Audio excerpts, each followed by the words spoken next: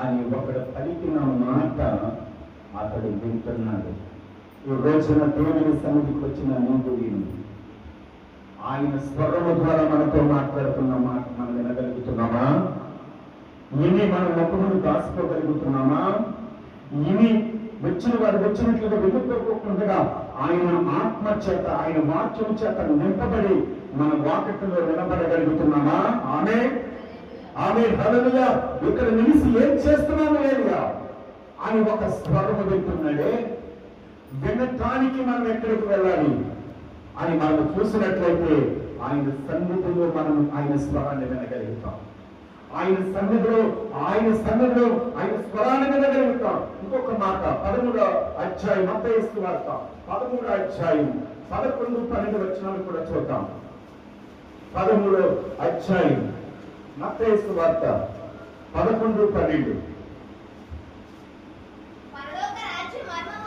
పరలోక రాజ్యం యొక్క మర్మములు ఎరుగుట నీకు అనుగ్రహింపబడి ఉన్నది దాని చాలు.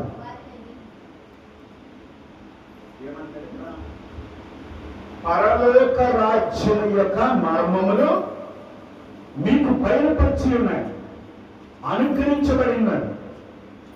అందరికీ అర్థమయ్యేది కాదు పరలోక రాజ్యం. ఆమె ఎంతో మంది అర్థం చేసుకోవాలని వస్తారు కానీ అర్థమయ్యే ఉపదేశములు ఉండలేదు.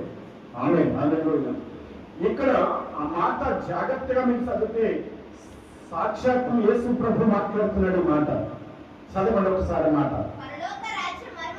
పరలోక రాజ్యం యొక్క మర్మములు ఎరుగుట మీకు అనుగ్రహింపబడింది. మీకు అనుగ్రహించబడిందా ఈరోజు? పరలోక రాజ్యం యొక్క మర్మములు నీకు అనుగ్రహించబడినాయి. ఆమె హల్లెలూయా. మనము ఆయన కానీ మనకి అనుగ్రహించకపోతే మనము అనుగ్రహాన్ని పొందలేము. అయితే అక్కడ ఇంకొక గుంపు ఉంది. ఆ గుంపులు కూడా చదవండి. వారికి అనుగ్రహింపబడలేదు. నీకు అనుగ్రహింపబడ్డాడు, నువ్వు ధన్యురాలివి, ధన్యుడివి. అయితే వారికి అనుగ్రహింపబడలేదు. మరి వాళ్ళ పరిస్థితి ఏంటి?